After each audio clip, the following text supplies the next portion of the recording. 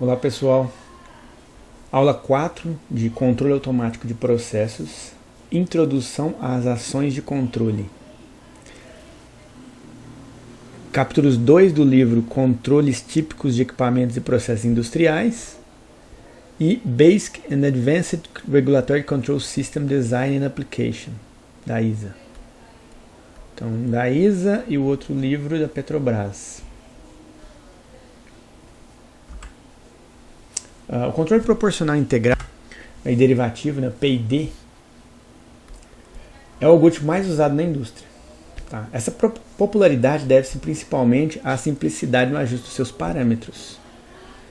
Ele é composto por 3 ações, o que a gente vai discutir bastante na aula de hoje: a ação proporcional, a ação integral e a ação derivativa.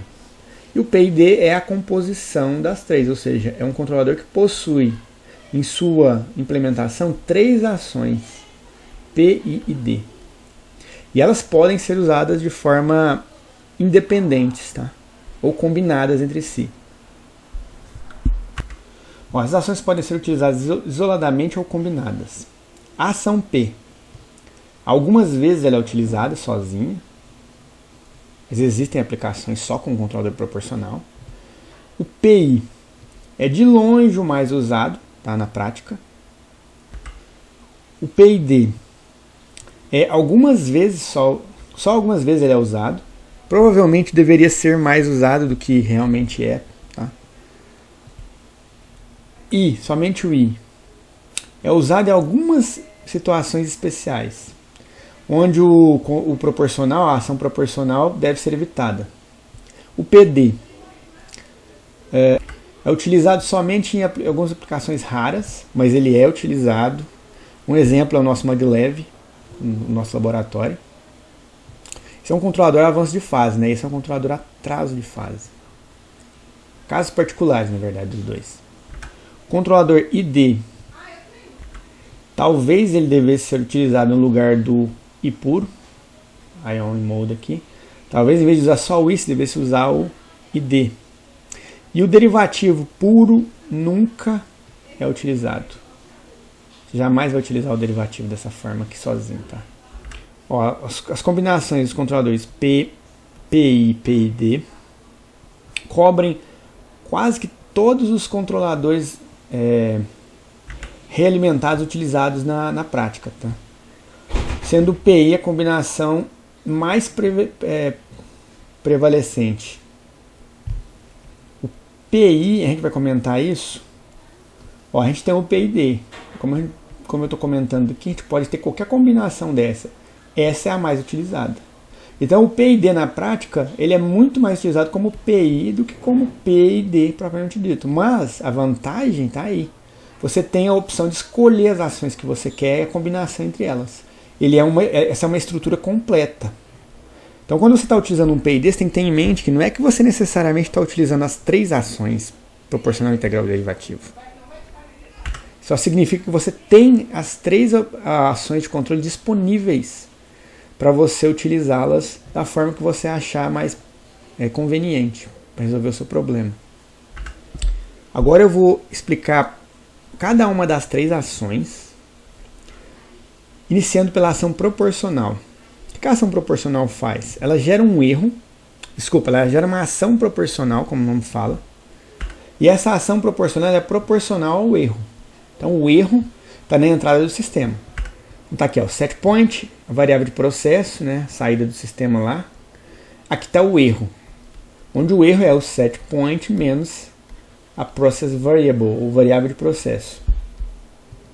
Então, esse erro aqui vai ser aplicado na entrada do processo. Do controlador, na entrada do controlador. Como a gente pode ver aqui, ó, o erro entra no controlador, e saída do controlador é a MV, né, a variável manipulada, que é a entrada da planta. Esse é o processo, que aqui está a PV. Então a entrada do controlador é o erro. Se esse controlador for só um proporcional, então o que a ação P faz? MV é a saída, que é igual ao erro, vezes o ganho do controlador proporcional. Então é simplesmente pegar o erro e multiplicar por um ganho. Ó, ao fazer isso, observa, ela não tem um histórico, não tem uma memória igual um integrador, como a gente vai comentar. Ele não utiliza taxa de variação como o derivador faz. E consequência disso, vai aparecer um offset, um nível médio, um erro em regime permanente entre o setpoint e o PV. Ou seja, você quer que o PV seja igual ao setpoint. Esse é o objetivo do seu controle, se você quiser erro nulo, tá? Nem sempre você quer isso, mas na maioria das vezes você quer isso, que os dois sejam iguais, tá? Você quer que essa saída siga a entrada. Pode ser que seja tolerável que existe uma diferença, um erro entre elas. Pode ser que não.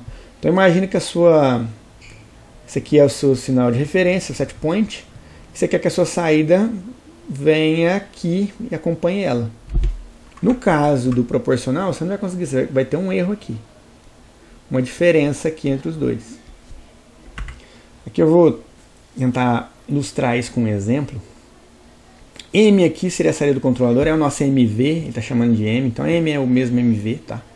Então M é igual a KC vezes Z. Então aqui está o controlador proporcional vezes o erro. E a gente vai adicionar, vamos mostrar que é interessante adicionar mais um termo no seu controlador, que é um bias. O bias é um manual reset aqui, um reset manual. Imagina o seguinte, você tem um erro no seu sistema. Como é que você elimina esse erro? Você pode, sabendo que o valor do erro, ir lá e somar esse valor à saída aqui, de tal forma a eliminar o erro em regime permanente. Então, mesmo com o controlador proporcional, se você tiver essa opção de vir aqui manualmente inserir um valor aqui de offset na saída do controlador, você for ajustando isso, imagina que você é um operador, lá no chão de fábrica tem um proporcional, aí você tem uma entrada aqui que você insere um nível médio na saída do seu compensador. Você vai observando a saída do processo e consegue eliminar o erro de regime permanente. Que é isso que eu quero mostrar aqui. Então vamos lá. Ó, o nosso erro pode ser de dois tipos, a gente vai comentar isso, mas está lá, SP-PV, controlador do tipo de ação reversa. Ou se for PV-SP, ação direta. Vou comentar isso mais à frente, tá? Basicamente isso muda só o sinal aqui do erro. Se o erro aumenta quando o setpoint aumenta, se o erro aumenta quando a saída do processo aumenta, ele é de ação direta. Se o erro aumenta quando a saída do processo diminui, ele é de ação reversa.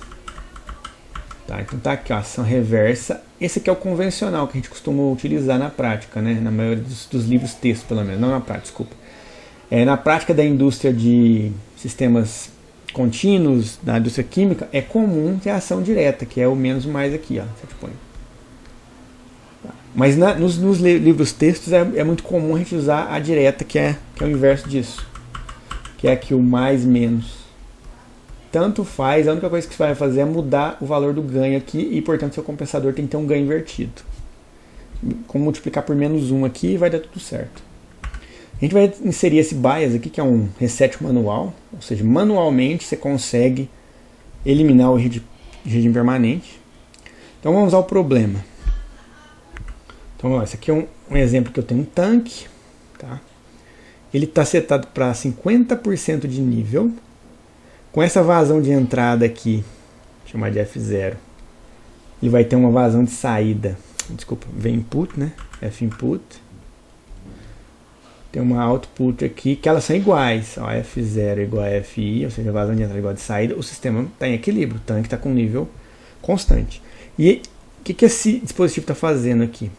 Isso aqui é um sensor de nível conectado aqui à válvula, de tal forma que ele foi ajustado, quando o tanque tiver 50% de nível, ele vai estar com a abertura da válvula tal que as vazões dos dois são iguais, F igual a F0.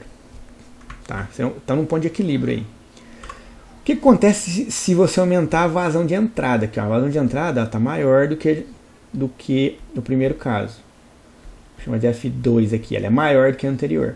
Ao fazer isso, ao aumentar um pouco o nível, ó, esse sensor aqui vai fazer com que essa válvula de saída seja aberta um pouco mais, de tal forma que a vazão de saída é maior que a de entrada.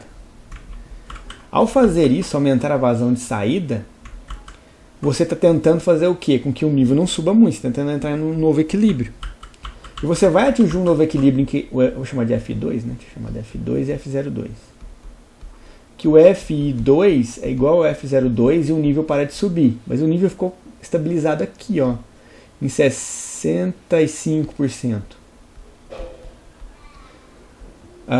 Se o meu set point era 50%, ao ter uma perturbação de carga aqui, ó, load change, né, eu tive uma variação da vazão de entrada, eu tive uma variação de nível. Como você quer um controlador de nível, o objetivo dele era manter o nível em 50%. Isso não é possível com controlador proporcional. Com controlador proporcional, o que a gente vai ter é isso. Para manter a vazão aqui igual e fazer com que o nível não continue subindo, ele entre no estado de equilíbrio, ele tem que ter um erro aqui. Entre o set point, que é 50%, e a variável de processo, que é 65%. Então ele tem um erro constante aqui de 15%. Faz parte da característica do controlador proporcional. Como é que a gente consegue compensar isso aqui? Se a gente mexer no nosso bias aqui, ó. Dá para ver aqui, ajustar esse cara aqui manualmente, mas a gente tem alguma forma de ajuste em que você seta de novo para 50% com essa vazão aqui. Mas se mudar a vazão de novo, você tem que reajustar o seu bias, o set point. O seu offset. Que é o que a gente está mostrando nesse diagrama aqui. Set point, variável de processo, aqui está a PV, o set point, o erro, a minha saída do meu controlador, que é KC vezes Z, o meu bias é que é a M, que é a soma delas, KC vezes Z mais B. Aqui nós temos um grafo representando a relação entrada e saída de um controlador proporcional. Ó, aqui estamos representando como entrada a variável de processo e como entrada do controlador, e como saída do controlador a variável manipulada. Por que está a PV na entrada aqui? Porque lembra, o erro é set point menos PV. Considerando isso aqui constante ou zero, a gente está considerando só a PV variando. Imagina que isso aqui é constante, só a PV está variando. Então, está vendo variações na PV com relação à saída. O que a gente quer mostrar aqui? A gente quer mostrar, ó, que essa inclinação, essa reta aqui, é a relação entrada e saída. Então, quando você muda um pouco, mexe um pouquinho num dos parâmetros, por exemplo, vamos supor que você mexeu um pouquinho aqui, esse parâmetro. Você vai ter o correspondente agora na variável de saída, na saída do seu controlador, que está aqui embaixo. De quanto essa relação vai ser aqui? Ó? De quantas vezes uma está relacionada com a outra? Imagina que você está aqui 60%, aqui 85%. Você mexeu aqui para 70%, 10% de ajuste. Quanto que você vai afetar aqui? Com a resposta para isso vai depender do ganho do compensador. Tá? Essa variação é proporcional ao ganho. Nesse exemplo aqui, ele está variando de 10 aqui para 20 aqui. Então é de 2 para 1. Por quê? Porque o ganho é igual a 2 nesse exemplo do nosso compensador. Ó, uma mudança lá na PV de 50% vai causar uma mudança de 100% na saída. Que é o que a gente viu aqui embaixo. Tá? Isso porque o controlador tem ganho 2, igual a 2. Ó, se a gente olhar aqui é 85%. E aqui é 35%. Então, 80 menos 35 são 50%. Essa é a banda proporcional que você tem para esse controlador, 50%. Variando em 50%, você está variando 100% da sua saída. Tá, desculpa. Saída do quê? Do controlador. Lembra, isso aqui é a saída do controlador, isso aqui é a saída da planta. Que é a entrada do controlador. Está lá o controlador. Ignora isso aqui por enquanto. Aqui está a sua PV.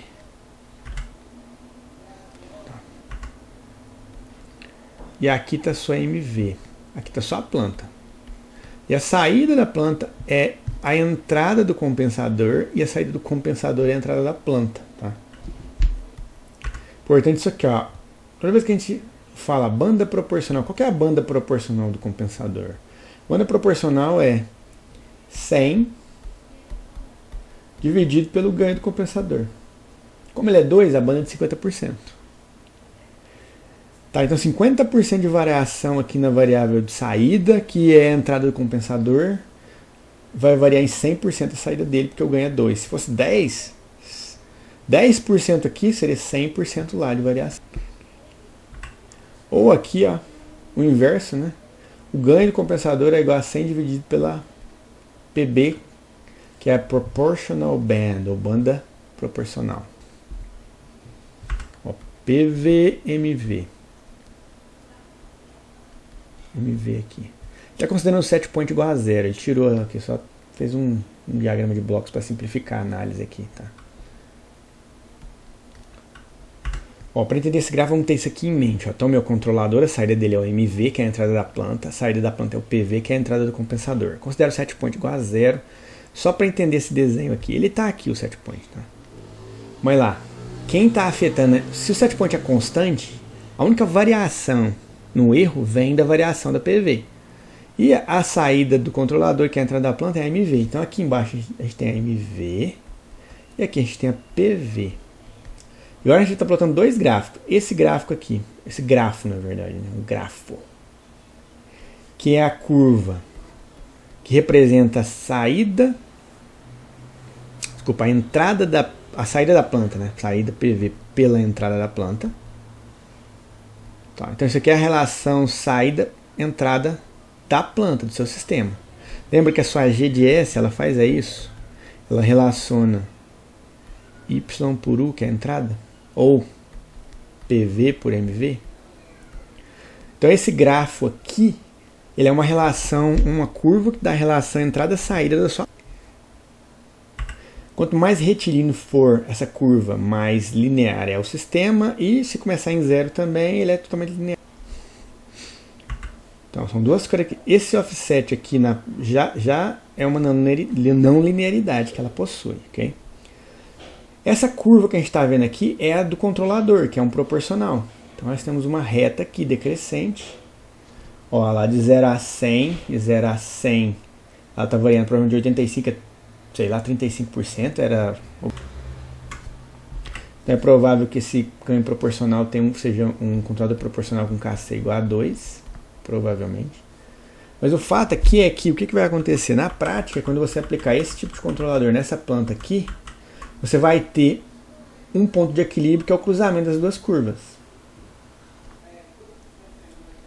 Se esse ponto de equilíbrio coincidir com o seu set point, que pode não acontecer, você vai...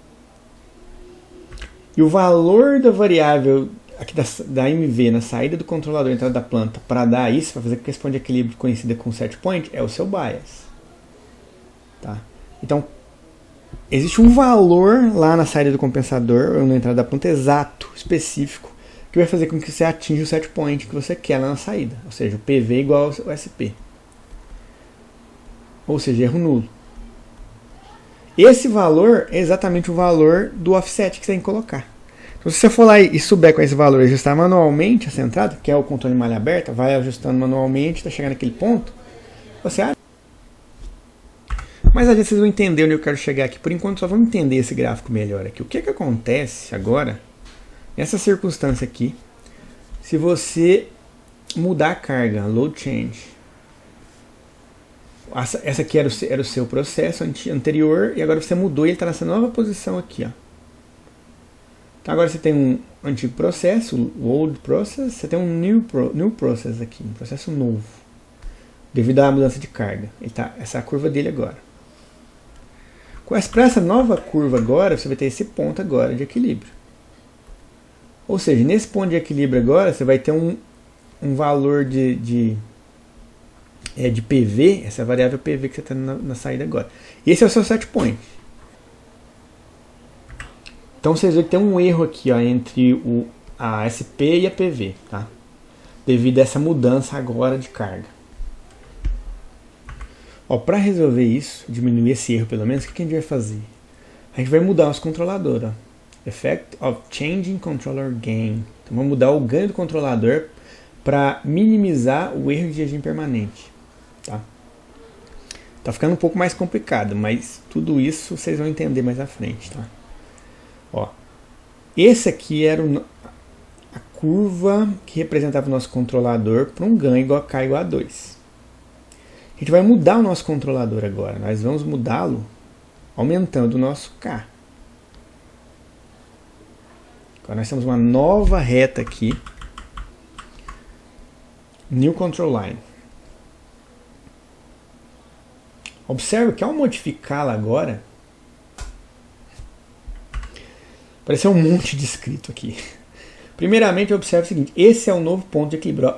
Com a curva anterior, aqui era o ponto de equilíbrio. Olha lá, o M é anterior, old. Agora a gente tem um novo M, novo ponto de equilíbrio, com um novo valor de MV agora, que é um pouco maior que o anterior, e com um novo valor de PV na saída do processo, que é um pouco mais próximo do set point, com um erro menor do que o anterior. O que a gente fez? Nós aumentamos o ganho do compensador, o compensador ficando mais rápido, ele mudou o ponto de equilíbrio do sistema. Possui um erro ainda, mas uma outra solução para esse problema é você criar um set point falso. Tá? Imagina o seguinte: eu tenho aqui meu controlador, the old control line, né? A original ela vinha aqui de 85% a 35%. E bem no meio dela está o set point, pegando aqui. Ó. Tá? E esse set point ele estava setado em 50% originalmente. Então, minto, 60%. Estava setado para 60%. Foi assim que ele foi feito. Então, 35 para 60 dá 25, mais 25 aqui. Então dá 50 de variação aqui, aqui é 60. O que foi feito aqui? Eu vou colocar um novo set point. Eu vou deslocar ele em 15 para cima. Ó. De 85 vai para 100. E aqui de 35 ele vai para 50. E esse cara aqui vai ser aumentado em 15, ele vai para 75. Então o que a gente fez? A gente pegou nosso set point, que era de 60%. Aumentamos ele para 75%. Isso desloca a curva, o grafo do seu compensador para cima em 15%. Daí esse ponto agora. Observe que o ponto de equilíbrio verdadeiro está aqui. Ó. E o que acontece? Ó? Ao colocar o compensador 15% acima, essa é o set point que você setou lá no compensador. Na prática, ele vai entrar em equilíbrio aqui, que faz com que o PV, na verdade, né, a PV realmente atinja 60%, que é o que você queria. Esse é o set point verdadeiro que você tinha em mente, 60%. Mas pela razão de existir um erro aqui, você sabe que esse 15% existe, ele é um erro devido ao controlador proporcional. Ao invés de setar 60%, seta 75%, que aí a saída vai estar em 60%, que é o que você queria. Por isso que a gente chamou de set point fake. Mas na verdade, o verdadeiro set point que você deseja é o de 60%. Tá? E esse é o verdadeiro ponto de equilíbrio. Tá? A gente pode ver aqui embaixo. Ó, o novo valor lá para o bias, que é a saída do compensador. E um set point. Na verdade, isso é o PV que você quer. Tá? No nosso exemplo, é anterior. Esse aqui é o que a gente vai obter. Esse de baixo aqui é outra coisa, na verdade. Eu estava usando ele só como uma forma da gente entender o que ia acontecer.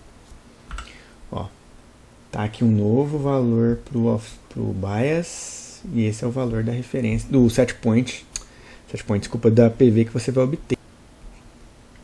PV que você vai obter. Uma outra solução que é mais inteligente é você mudar esse bias aqui, ó.